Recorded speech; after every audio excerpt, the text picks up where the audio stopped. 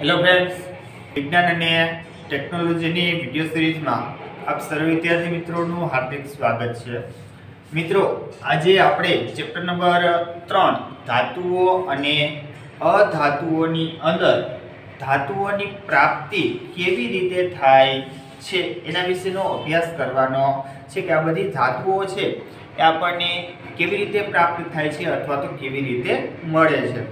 તો आपने बधाने खबर है कि अपनी पृथ्वीनो जे पोपड़ो छे, पोपड़ो एटले भूपृष्ठ के पृथ्वीनो अंदरनो भाग ए पृथ्वीनो भूपृष्ठ छे अथवा तो पृथ्वीनो पोपड़ो छे एमांथी आपणने घणी बधी धातुओ प्राप्त थाय छे। એટલે કે પૃથ્વીનો પોપડો એની અંદર ઘણી બધી ધાતુઓનું પ્રમાણ ધરાવે છે। એટલે કે કેટલી બધી ધાતુઓ, મોટા પ્રમાણમાં ધાતુઓ છે આપણને ક્યાંથી પ્રાપ્ત થાય છે તો કે પૃથ્વીના ભૂપૃષ્ઠમાંથી પ્રાપ્ત થાય છે। આ ઉપરાંત જે દરિયાનું પાણી હોય છે એ દરિયાના પાણીની અંદર પણ સોડિયમ ક્લોરાઇડ અને મેગ્નેશિયમ ક્લોરાઇડ જેવા દ્રાવ્ય ક્ષારો ઓગળેલા હોય છે। એટલે એમાંથી પણ આપણને ઘણી બધી ધાતુઓ છે એ પ્રાપ્ત થાય છે। તો જે તત્વો અથવા તો જે સંયોજનો, જે તત્વો કે જે સંયોજનો કે જે આપણને કુદરતમાંથી સ્વતંત્ર રીતે પ્રાપ્ત થતા હોય, જે તત્વો કે સંયોજનો આપણને સ્વતંત્ર રીતે કુદરતમાંથી પ્રાપ્ત થતા હોય એટલે કે કુદરતી રીતે મળી આવતા હોય તો એને આપણે શું કહીએ છીએ તો કે ખનિજો કહીએ છીએ। કે જે તત્વો કે સંયોજનો આપણને કુદરતમાંથી મળી આવતા હોય, સ્વતંત્ર સ્વરૂપે પ્રાપ્ત થતા હોય એને સામાન્ય રીતે આપણે ખનિજો કહીએ છીએ। હવે ઘણી વખત આ ખનિજો છે એ કોઈપણ ધાતુ છે એ ધાતુનું ખૂબ ઊંચું ટકાવારી પ્રમાણ ધરાવતું હોય છે। એટલે કે આ ખનિજોની અંદર ધાતુનું પ્રમાણ કેવું હશે તો કે વધારે હોય, એટલા માટે એ ખનિજમાંથી એ ધાતુને પ્રાપ્ત કરવી અથવા તો મેળવવી એ આપણા માટે લાભદાયક હોય છે। અને જો લાભદાયક હોય બરાબર તો જ આપણે એને મેળવી શકીએ। જેમાંથી આપણને નુકસાન થતું હોય એ મેળવી શકતા નથી, કારણ કે નુકસાન થાય એ કોઈ કામ કરે નહીં। તો આવી જે ખનિજો કે જે ખનિજની અંદર ધાતુનું પ્રમાણ કેવું હશે તો કે ખૂબ ઊંચું હોય, આ ધાતુનું પ્રમાણ ઊંચું હોવાને કારણે આપણે એ ખનિજમાંથી એ ધાતુને નિષ્કર્ષિત કરીએ છીએ એટલે કે મેળવીએ છીએ। શા માટે તો કે એ આપણા માટે લાભકારક છે કે એ ધાતુનું પ્રમાણ છે એ ખનિજની અંદર કેવું હશે તો કે ખૂબ વધારે હોય છે। આને આપણે શું કહીએ છીએ તો કે કાચી ધાતુ એટલે કે અયસ્ક કહીએ છીએ। કે જેમાંથી આપણને ધાતુ પ્રાપ્ત થતી હોય એને આપણે કાચી ધાતુ અથવા તો અયસ્ક કહીએ છીએ। અને જો કાચી ધાતુ છે એ કાચી ધાતુની અંદર ધાતુનું પ્રમાણ વધારે હોય તો જ આપણે એ ધાતુને મેળવીએ છીએ। કે એ કાચી ધાતુની અંદર છે ધાતુનું પ્રમાણ ઓછું હોય તો એમાં આપણને કંઈ ફાયદો થશે નહીં, તો એમાંથી આપણે ધાતુને નિષ્કર્ષિત કરી શકતા નથી। આવી જે કાચી ધાતુ, એ કાચી ધાતુને સામાન્ય રીતે આપણે અયસ્ક તરીકે ઓળખીએ છીએ। આ અયસ્ક અથવા તો કાચી ધાતુ એમાંથી આપણે ધાતુઓનું નિષ્કર્ષણ કરીએ છીએ। આ ધાતુઓના નિષ્કર્ષણ માટેની ઘણી બધી પદ્ધતિઓ છે કે અલગ અલગ રીતે આ અયસ્કમાંથી ધાતુને પ્રાપ્ત કરવામાં આવે છે। તો હવે જે આ ધાતુ છે એને એની કાચી ધાતુમાંથી અથવા તો અયસ્કમાંથી કેવી રીતે મેળવવામાં આવે છે એ જોવાનું છે। તો એના માટે એનું શુદ્ધિકરણ કરવું પડે છે, કારણ કે કાચી ધાતુ આપણને પ્રાપ્ત થઈ, કાચી ધાતુ મળી તો એ કાચી ધાતુનો આપણે સીધો ક્યાંય ઉપયોગ કરી શકતા નથી। એ કાચી ધાતુની અંદર જે ધાતુ રહેલી હશે એ ધાતુને બહાર કાઢવી પડે છે, એટલે કે એનું નિષ્કર્ષણ કરવું પડે છે। ત્યાર પછી એ ધાતુ છે એને આપણે કાઢી લીધા પછી આપણે એ ધાતુનો ઉપયોગ કરી શકીએ છીએ। તો આ ધાતુ છે એ ધાતુનું નિષ્કર્ષણ કેવી રીતે કરવામાં આવે છે એ આપણે જોવાનું છે। તો આજે આપણો બીજો ટોપિક કે કાચી ધાતુ છે અથવા તો અયસ્ક છે એમાંથી આપણે ધાતુનું નિષ્કર્ષણ કેવી રીતે કરી શકીએ છીએ ચાલો તો જોઈએ તો આ ધાતુના નિષ્કર્ષણ માટે આપણે સૌથી પહેલા સક્રિયતા શ્રેણીનો અભ્યાસ કરવો પડે શેનો સક્રિયતા શ્રેણીનો પણ એ સક્રિયતા શ્રેણીવાળો ટોપિક છે તમારે નીકળી ગયો છે સિલેબસમાંથી એટલે મેં તમને કરાવ્યો નથી પણ અત્યારે હું તમને કરાવું છું તો આ સક્રિયતા છે અથવા તો એની પ્રતિક્રિયાત્મકતા એનો થોડો ઘણો અભ્યાસ છે આપણે અગાઉના ચેપ્ટરની અંદર કરી ગયા છીએ કે જે ધાતુ બીજી ધાતુ કરતાં વધારે સક્રિય હોય એ ધાતુના દ્રાવણમાંથી પેલી ધાતુ એટલે કે સક્રિય ધાતુ જે ઓછી સક્રિય હતી એ ધાતુનું નિષ્કર્ષણ કરે છે આવી ક્યાંક પ્રવૃત્તિ આપણે ભણી ગયા છીએ જો યાદ હોય તો પ્રતિક્રિયાત્મકતા એટલે સક્રિયતા પ્રતિક્રિયાત્મકતા અથવા તો સક્રિયતા એટલે શું તો કે સક્રિયતા એટલે એની શક્તિ અથવા તો તાકાત કે અન્ય જે પદાર્થો છે એની સાથે એ કેટલા પ્રમાણમાં જોડાય છે જો એની સક્રિયતા વધારે હશે તો એ તરત જ સક્રિયતા વધારે હશે તો એકદમ ઝડપથી તરત જ પ્રક્રિયા કરી લે છે દાખલા તરીકે ઓક્સિજન તો ઓક્સિજન છે એ કોઈ પણ પદાર્થ સાથે અથવા તો કોઈ પણ ધાતુ સાથે છે એકદમ ઝડપથી ત્વરિત પ્રક્રિયા કરી લે છે તો એકદમ ઝડપથી પ્રક્રિયા કરી લે છે એટલે એની સક્રિયતા કેવી હશે તો કે વધારે હોય છે કોઈ ધાતુ એવી હોય કે જે ધીમે ધીમે પ્રક્રિયા કરે છે તો એ ધાતુની સક્રિયતા કેવી હશે તો કે મધ્યમ હોય કોઈ ધાતુ એવી હોય છે કે જે પ્રક્રિયા જ કરતી નથી તો એની સક્રિયતા કેવી હશે તો કે ખૂબ જ ઓછી હોય છે તો કોની સક્રિયતા વધારે કોની સક્રિયતા ઓછી અને કોની સક્રિયતા એકદમ ઓછી હોય એને જાણવા માટે આપણે સક્રિયતા શ્રેણીનો અભ્યાસ કરવો પડશે તો એ સક્રિયતા શ્રેણીમાં જે હાજર તત્વો છે એને તમારે કેવી રીતે યાદ રાખવા એના માટેનું હું તમને એક સૂત્ર લખીને આપું છું એ સૂત્રને આધારે આપણે દરેકને યાદ રાખી શકીએ છીએ જોવો જોઈએ હવે એ સક્રિયતા શ્રેણીને યાદ રાખવા માટે તમારે કયું સૂત્ર યાદ રાખવાનું છે તો એ હું અહીં લખી દઉં છું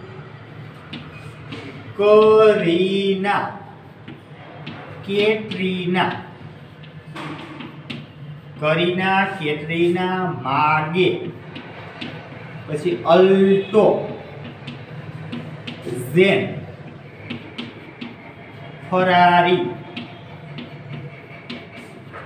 પાડો હવે તો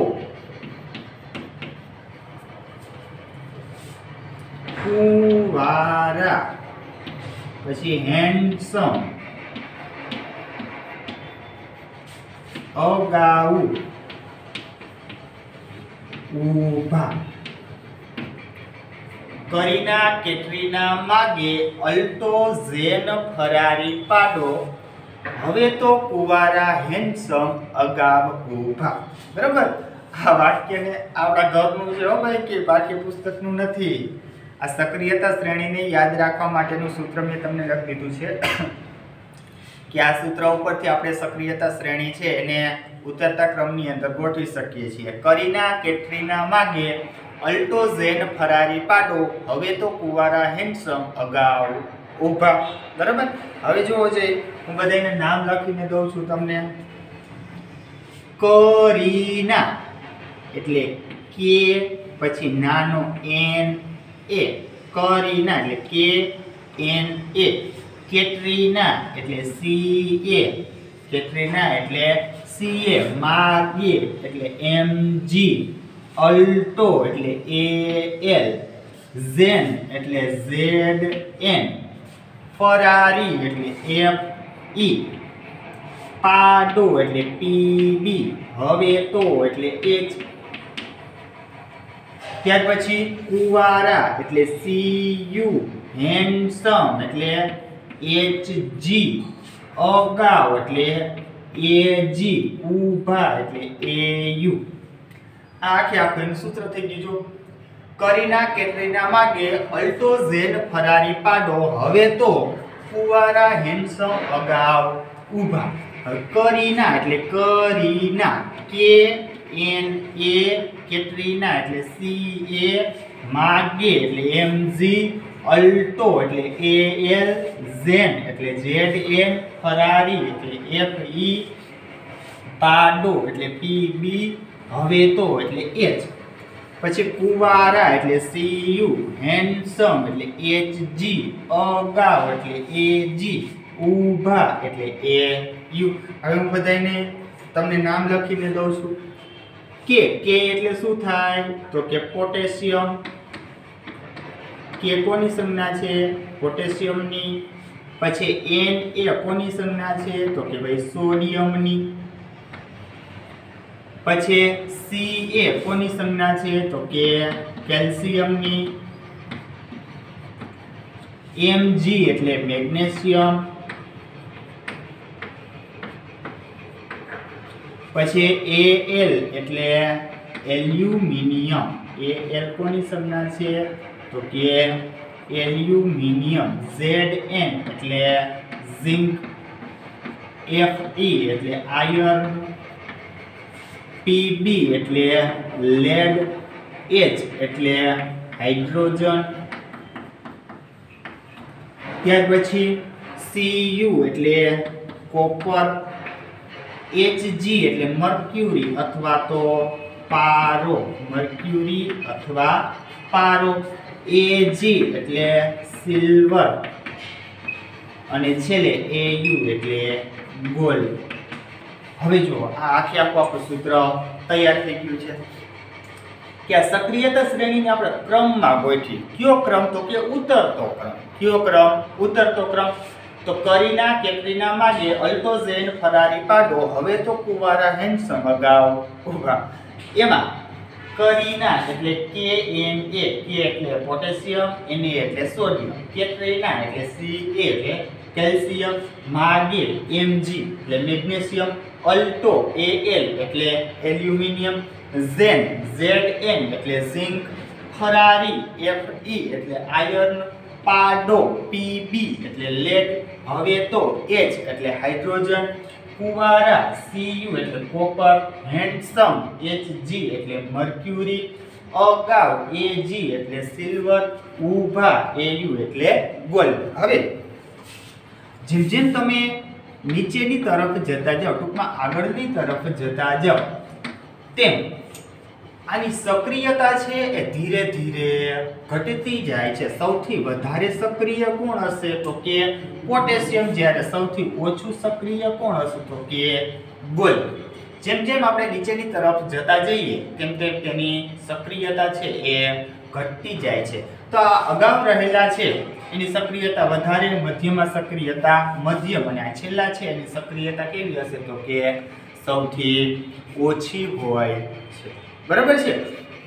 તો હવે જે આ ધાતુઓ છે એ ધાતુઓનું નિષ્કર્ષણ કરવા માટે આપણે શું કરવું પડે તો કે જે ધાતુઓ આપણને પૃથ્વીના પોપડામાંથી પ્રાપ્ત થાય છે એ શુદ્ધ સ્વરૂપે મળતી નથી, પરંતુ એના અયસ્ક સ્વરૂપે મળે છે. કયા સ્વરૂપે? એના અયસ્ક. અયસ્ક એટલે કે કાચી ધાતુ સ્વરૂપે મળે છે.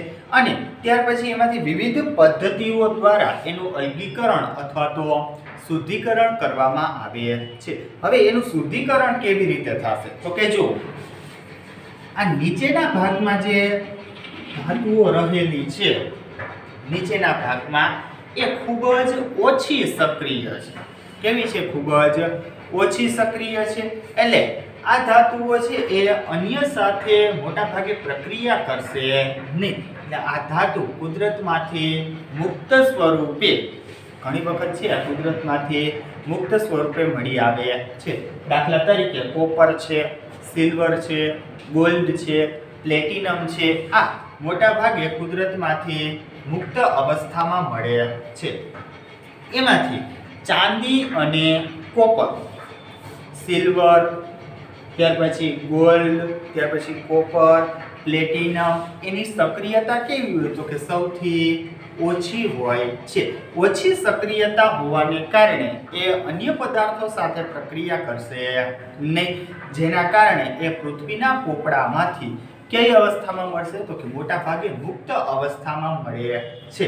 પણ એમાંથી કોપર અને ચાંદી જે છે એ કાં તો એના સલ્ફાઇડ અયસ્ક સ્વરૂપે મળે છે અથવા તો ઓક્સાઇડ અયસ્ક સ્વરૂપે મળે છે, એટલે કે સલ્ફર સાથે જોડાયેલી અવસ્થામાં અથવા તો ઓક્સિજન સાથે જોડાયેલી અવસ્થામાં મળે છે. કે ચાંદી અને કોપર એ કાં તો એની સલ્ફાઇડ અયસ્ક સ્વરૂપે મળે છે અથવા તો ઓક્સાઇડ અયસ્ક સ્વરૂપે મળે છે. કે જે ક્યાં રહેલી હોય છે તો કે સૌથી નીચે. હવે સૌથી ઉપરની એટલે કે ટોચની જે ધાતુઓ છે એ ટોચની ધાતુઓ એટલે કે સૌથી ઉપર રહેલી ધાતુઓ, દાખલા તરીકે potassium, sodium, calcium, magnesium, aluminium, એની સક્રિયતા કેવી હશે તો કે સૌથી વધારે હશે.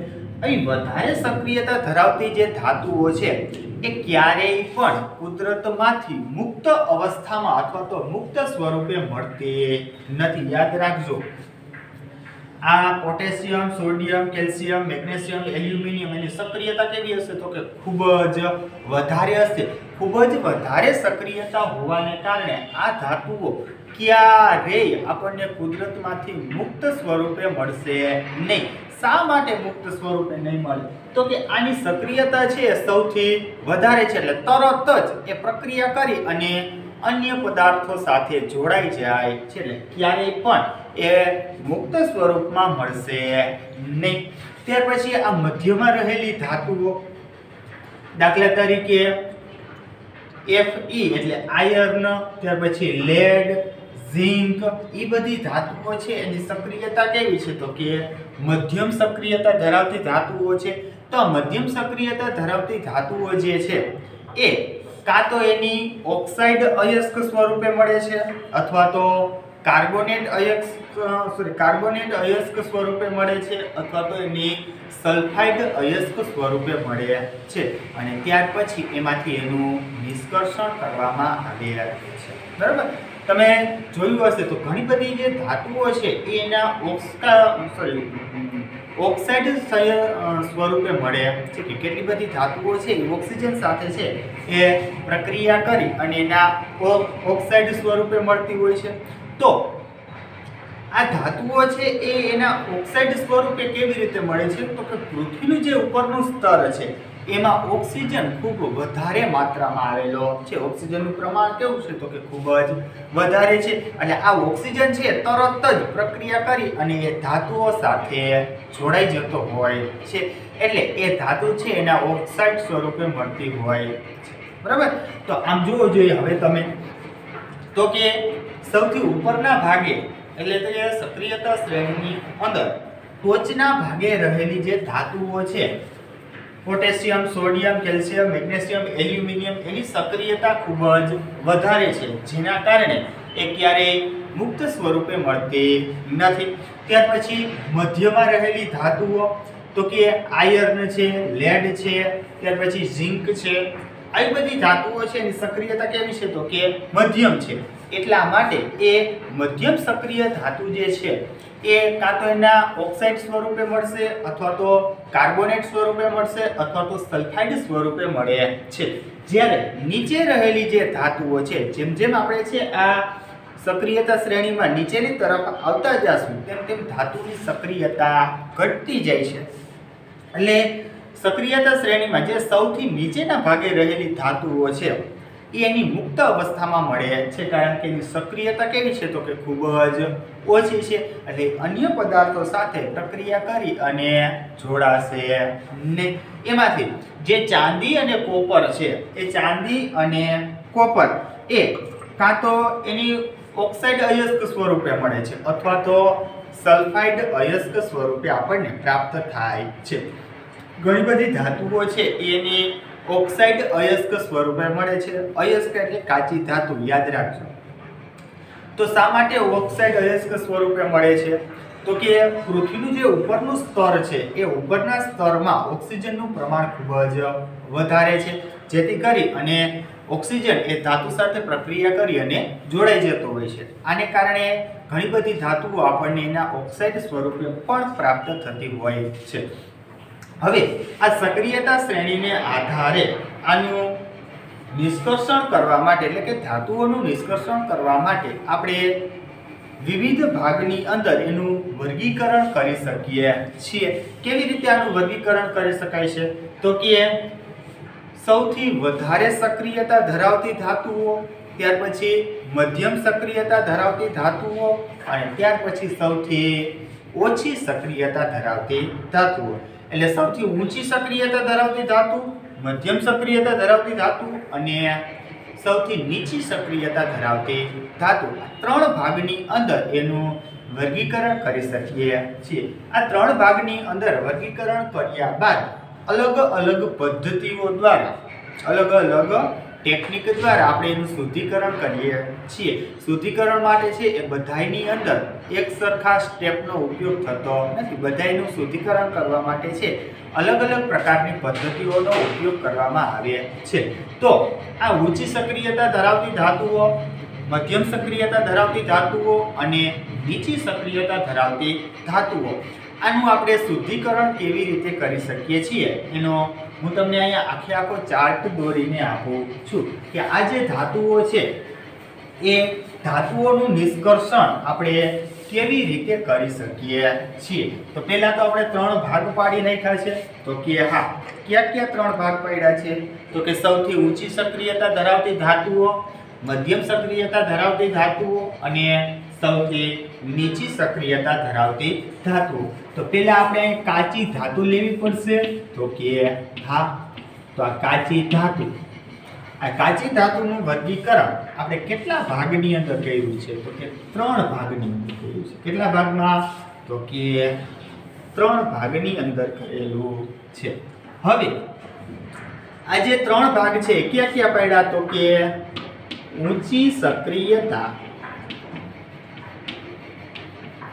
ધરાવતી ધાતુ, ત્યાર પછી તો કે અહીંયા આવશે મધ્યમ સક્રિયતા ધરાવતી ધાતુ અને ત્યાર પછી છેલ્લે સૌથી નીચી સક્રિયતા ધરાવતી ધાતુ। બરાબર? જો કાચી ધાતુ છે એનો આપણે ત્રણ ભાગની અંદર વર્ગીકરણ કરી નાખ્યું। ઊંચી સક્રિયતા ધરાવતી ધાતુ, મધ્યમ સક્રિયતા ધરાવતી ધાતુ અને નીચી સક્રિયતા ધરાવતી ધાતુ। હવે આનું છે આપણે કેવી રીતે નિષ્કર્ષણ કરી શકીએ કે જે ઊંચી સક્રિયતા ધરાવતી ધાતુ છે એનું નિષ્કર્ષણ કેવી રીતે કરી શકાય, મધ્યમ સક્રિયતા ધરાવતી ધાતુનું નિષ્કર્ષણ કેવી રીતે કરી શકાય અને સૌથી નીચી સક્રિયતા ધરાવતી ધાતુનું નિષ્કર્ષણ આપણે કેવી રીતે કરી શકીએ છીએ એનો આપણે અહીં આખો ચાર્ટ જોવાનો છે। તો હવે જો, તો કે આ ઊંચી સક્રિયતા ધરાવતી ધાતુ છે એને સૌપ્રથમ પીગાળવામાં આવે છે, એટલે ઓગાળવામાં આવે છે। સૌથી ઊંચી સક્રિયતા ધરાવતી જે ધાતુ છે એને સૌપ્રથમ પીગાળવામાં આવે છે। પીગળી ગયા પછી એમાંથી વિદ્યુત પ્રવાહ પસાર કરવામાં આવે છે, એટલે કે એનું વિદ્યુત વિભાજન કરવામાં આવે છે। જ્યારે વિદ્યુત વિભાજન કરવામાં આવશે ત્યારે એમાં બે ધ્રુવો હોય છે, એનોડ અને કેથોડ।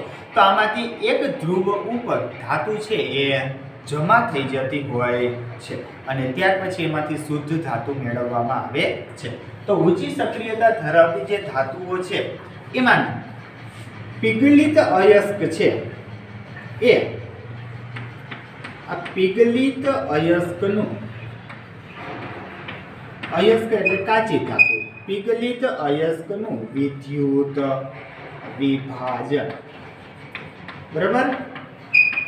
કે ઊંચી સક્રિયતા ધરાવતી જે ધાતુ છે એને સૌપ્રથમ પીગલિત અવસ્થામાં એટલે કે પ્રવાહી અવસ્થામાં એને ઓગાળવામાં આવે છે અને ત્યાર પછી એનું વિદ્યુત વિભાજન કરવામાં આવે છે અને વિદ્યુત વિભાજન કરવાને કારણે આપણને છેલ્લે શું થાય? તો કે શુદ્ધ ધાતુ પ્રાપ્ત થાય છે। એટલે કે ઊંચી સક્રિયતા ધરાવતી જે ધાતુઓ છે એને સૌપ્રથમ પીગાળવામાં આવે છે અને ત્યાર પછી એનું વિદ્યુત વિભાજન કરવામાં આવે છે। વિદ્યુત વિભાજન કર્યા પછી એ ધાતુ છે એ શુદ્ધ અવસ્થામાં પ્રાપ્ત થાય છે। હવે જોઈએ મધ્યમ સક્રિયતા ધરાવતી धातु। तो मध्यम सक्रियता धरावती जे धातु छे एना पाछा अहींया बे भाग पड़शे। क्या क्या भाग पड़शे जोवो जोईए। तो कि ए बे भागनी अंदर अहींया आवशे कार्बोनेट अयस्क। हमणां कहूं छुं आ शा माटे आवे छे कार्बोनेट अयस्क अने अहींया आवशे सल्फाइड अयस्क।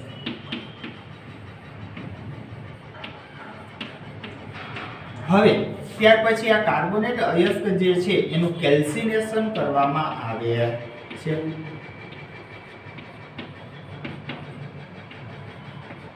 अने जे सल्फाइड अयस्क छे एनुं गुंजन करवामां आवे छे। आ गुंजन अने केल्सिनेशन शुं छे कहूं छुं। त्यार पछी आ बंनेमांथी आपणने शुं प्राप्त थशे तो के ऑक्साइड स्वरूपनी धातु एटले धातुना ऑक्साइड मळे छे। शुं मळशे तो के धातुना ऑक्साइड। आ धातुना जे ऑक्साइड मळ्या ए धातुना ऑक्साइडनुं रिडक्शन करवामां आवे छे। शुं थाय छे त्यार पछी एनुं रिडक्शन अने छेल्ले आपणने आ रिडक्शन करवाने कारणे शुद्ध धातु मळी जाय छे। हवे जो आखे आखो आनो चार्ट तो कि मध्यम सक्रियता धरावती जे धातु छे ए मध्यम सक्रियता धरावती धातु आपणने बे स्वरूपनी काची धातु स्वरूपे मळे छे के कार्बोनेट अयस्क स्वरूपे पण मळे छे अने सल्फाइड अयस्क स्वरूपे पण मळे छे। के मध्यम सक्रियता धरावती धातु कार्बोनेट अयस्क स्वरूपे पण मळे छे अने सल्फाइड अयस्क स्वरूपे पण मळे छे। बराबर छे। तो हवे बंने काची धातु स्वरूपे आ धातु आपणने प्राप्त थई छे। हवे शुं करवानुं तो के आपणे एनुं शुद्धिकरण करवुं होय। शुं करवुं होय तो के शुद्धिकरण करवुं होय तो आ धातुना जे ऑक्साइड छे कार्बोनेट अयस्कना ऑक्साइड ने सल्फाइड अयस्कना ऑक्साइड एना जे ऑक्साइड छे ए ऑक्साइड मांथी धातुनुं निष्कर्षण करवुं ए खूब ज सरळ होय छे। એટલા માટે જોજો એટલા માટે આ કાર્બોનેટ અયસ્ક છે એને હવાની હાજરીમાં મધ્યમ ગરમ કરવામાં આવે છે। સીધે સીધું આ કાર્બોનેટ અયસ્ક અથવા તો સલ્ફાઇડ અયસ્કમાંથી એનું નિષ્કર્ષણ આપણે કરી શકતા નથી। તો આ બંને સ્વરૂપની જે ધાતુઓ છે એને એના ઓક્સાઇડની અંદર એટલે ધાતુ ઓક્સાઇડની અંદર રૂપાંતરણ કરવામાં આવે છે। કારણ કે ધાતુના ઓક્સાઇડ હોય એમાંથી સરળતાથી આપણે શુદ્ધ ધાતુને મેળવી શકીએ છીએ। તો હવે આ કાર્બોનેટ અયસ્ક છે એનું ધાતુ ઓક્સાઇડમાં રૂપાંતર કરવું પડશે અને સલ્ફાઇડ અયસ્ક છે એનું પણ ધાતુ ઓક્સાઇડમાં રૂપાંતર કરવું પડશે। તો હવે આ કાર્બોનેટ અયસ્ક છે એને હવાની હાજરીમાં બરોબર યાદ રાખજો હવાની હાજરીમાં મધ્યમ ગરમ કરવામાં આવે છે। બહુ વધારે ગરમ કરવામાં આવતી નથી પણ હવાની હાજરીમાં હવાની અંદર કોણ રહેલું હશે તો કે ઓક્સિજન રહેલું હોય। તો આ કાર્બોનેટ અયસ્કને હવાની હાજરીમાં મધ્યમ દરે ગરમ કરવામાં આવે છે। તો આ કાર્બોનેટ અયસ્કને હવાની હાજરીમાં મધ્યમ દરે ગરમ કરવાની જે પ્રક્રિયા છે એને કેલ્સિનેશન કહેવામાં આવે છે। કે જ્યારે કાર્બોનેટ અયસ્કનું કેલ્સિનેશન થાય ત્યારે ધાતુ ઓક્સાઇડની અંદર રૂપાંતરિત થઈ જાય છે। હવે એવી જ રીતે જુઓ આ સલ્ફાઇડ અયસ્ક તો આ સલ્ફાઇડ અયસ્ક છે એમાંથી ધાતુ ઓક્સાઇડ મેળવશું તો એ ધાતુ ઓક્સાઇડમાંથી સરળતાથી આપણને ધાતુ પ્રાપ્ત થઈ જાય છે। પણ આ જે સલ્ફાઇડ અયસ્ક છે એમાંથી ધાતુ ઓક્સાઇડ કેવી રીતે મેળવી શકાય તો આ સલ્ફાઇડ અયસ્કને હવાની હાજરીમાં ખૂબ ઊંચા તાપમાને ગરમ કરવાની જે પ્રક્રિયા છે એને ગુંજન કહેવામાં આવે છે। તો આ બંને અયસ્ક છે એમાંથી આપણે ધાતુ ઓક્સાઇડ મેળવવાના છે। તો કાર્બોનેટ અયસ્કને મધ્યમ દરે ગરમ કરવાની જે પ્રક્રિયા છે એને કેલ્સિનેશન કહેવાય અને સલ્ફાઇડ અયસ્કને ઊંચા તાપમાને ગરમ કરવાની જે પ્રક્રિયા છે એને ગુંજન કહેવાય। તો ગુંજન અને કેલ્સિનેશન થઈ અને આ કાર્બોનેટ અયસ્ક અને સલ્ફાઇડ અયસ્કમાંથી ધાતુના ઓક્સાઇડ પ્રાપ્ત થાય છે। હવે આ જે ધાતુના ઓક્સાઇડ આપણને પ્રાપ્ત થયા એ ધાતુના ઓક્સાઇડમાંથી આપણે આ ઓક્સાઇડને કરવા પડશે દૂર. તો શું કરવું પડે? તો કે ધાતુ ઓક્સાઇડનું રિડક્શન કરવું પડે છે. ધાતુ ઓક્સાઇડનું રિડક્શન કરશો એટલે એમાંથી ઓક્સિજન થઈ જશે દૂર અને રિડક્શન પછી છેલ્લે આપણને શુદ્ધ ધાતુ પ્રાપ્ત થાય. બરાબર છે? આવી રીતે છે આખી આ પ્રક્રિયા હોય છે. ત્યાર પછી આવે છે સૌથી નીચી સક્રિયતા ધરાવતી ધાતુઓ. તો સૌથી નીચી સક્રિયતા ધરાવતી ધાતુઓ છે એ આપણને સલ્ફાઇડ અયસ્ક સ્વરૂપે પ્રાપ્ત થાય છે. કયા સ્વરૂપે? તો કે સલ્ફાઇડ અયસ્ક સ્વરૂપે પ્રાપ્ત થાય છે. હવે જો સલ્ફાઇડ અયસ્ક સ્વરૂપે પ્રાપ્ત થાય તો ત્યાર પછીના મુદ્દા આવ્યા બેઠા જ છે. તો એના ઉપર છે એ ભૂંજનની પ્રક્રિયા કરવામાં આવે છે. શેની? તો કે ભૂંજનની પ્રક્રિયા કરી અને છેલ્લે આપણે શુદ્ધ ધાતુ પ્રાપ્ત થઈ જાય છે. શું મળી જાય છે? તો કે શુદ્ધ ધાતુ આપણને પ્રાપ્ત થઈ જાય છે. કે સૌથી નીચી સક્રિયતા ધરાવતી ધાતુ છે, જો આપણે કોપર અને ચાંદી જોયું હતું, કાં તો એના ઓક્સાઇડ સ્વરૂપે મળે છે, કાં તો એના સલ્ફાઇડ સ્વરૂપે મળે છે. તો સલ્ફાઇડ સ્વરૂપે જે કાચી ધાતુ મળે છે એના ઉપર આપણે ભૂંજનની પ્રક્રિયા કરશું. બરાબર? એટલે ધાતુના ઓક્સાઇડ મળશે અને પછી એનું કરશે રિડક્શન, ત્યારે આપણને શુદ્ધ ધાતુ પ્રાપ્ત થઈ જાય છે. તો આવી રીતે જુઓ, જે આ તમારો આખો ચાર્ટ તૈયાર થઈ ગયો કે ઊંચી સક્રિયતા ધરાવતી ધાતુ, મધ્યમ સક્રિયતા ધરાવતી ધાતુ અને નીચી સક્રિયતા ધરાવતી ધાતુમાંથી આપણે શુદ્ધ સ્વરૂપની ધાતુ કેવી રીતે મેળવી શકીએ છીએ. તો ઊંચી સક્રિયતા ધરાવતી ધાતુ છે એને સૌપ્રથમ પીગાળવામાં આવે છે. ત્યાર પછી એનું વિદ્યુત વિભાજન કરવામાં આવે છે. કે જ્યારે વિદ્યુત વિભાજન કરશે એટલે દ્રાવણની અંદર એક ધ્રુવ પાસે આપણને શુદ્ધ ધાતુ પ્રાપ્ત થાય છે. ત્યાર પછી મધ્યમ સક્રિયતા ધરાવતી ધાતુઓ. તો મધ્યમ સક્રિયતા ધરાવતી ધાતુ આપણને કાર્બોનેટ અયસ્ક સ્વરૂપે મળે છે અને સલ્ફાઇડ અયસ્ક સ્વરૂપે પણ મળે છે. પણ આ ધાતુ જે છે એ ધાતુ ઓક્સાઇડમાંથી પ્રાપ્ત કરવી એ ખૂબ જ સરળ છે. તો ધાતુ ઓક્સાઇડમાંથી પ્રાપ્ત કરવા માટે આપણે શું કરશું? તો કે કાર્બોનેટ અયસ્ક અને સલ્ફાઇડ અયસ્ક છે એના ઉપર કેલ્સિનેશન અને ભૂંજનની પ્રક્રિયા કરી અને એ અયસ્કને ધાતુના ઓક્સાઇડની અંદર રૂપાંતરિત કરી નાખશું. પછી એ ઓક્સાઇડને દૂર કરવા માટે આપણે ધાતુ ઓક્સાઇડનું કરશે રિડક્શન, એટલે છેલ્લે આપણને શુદ્ધ ધાતુ પ્રાપ્ત થઈ જાય છે. અને છેલ્લે સૌથી નીચી સક્રિયતા ધરાવતી ધાતુ. તો સૌથી નીચી સક્રિયતા ધરાવતી ધાતુ છે એ આપણને સલ્ફાઇડ અયસ્ક સ્વરૂપે પ્રાપ્ત થાય છે. તો સલ્ફાઇડ અયસ્ક સ્વરૂપે પ્રાપ્ત થઈ તો એમાંથી ધાતુના ઓક્સાઇડ મેળવવા માટે એના ઉપર ભૂંજનની પ્રક્રિયા કરવી પડે છે. એટલે ખૂબ જ ઊંચા તાપમાને આ સલ્ફાઇડ અયસ્કને હવાની હાજરીમાં ગરમ કરવામાં આવે છે એટલે આપણને ધાતુના ઓક્સાઇડ મળે છે. પછી થાય છે એનું રિડક્શન અને એમાંથી આપણને છેલ્લે શું પ્રાપ્ત થશે? તો કે શુદ્ધ ધાતુ પ્રાપ્ત થઈ જાય. બરાબર છે? તો આવી રીતે છે એ આ ઊંચી સક્રિયતા ધરાવતી ધાતુ, મધ્યમ સક્રિયતા ધરાવતી ધાતુ અને નીચી સક્રિયતા ધરાવતી ધાતુનું વિભાજન કરવામાં આવે છે. એટલે કે એમાંથી છેલ્લે શુદ્ધ ધાતુ આવી રીતે પ્રાપ્ત કરવામાં આવે. બરાબર? તો ચાલો મિત્રો, આજનો ટોપિક છે આપણે અહીંયા સુધી રાખીએ છીએ અને નેક્સ્ટ વિડીયોની અંદર ફરી પાછા આપણે આ જ ચેપ્ટરમાં એક સરસ મજાના નવા ટોપિક સાથે પાછા મળીશું.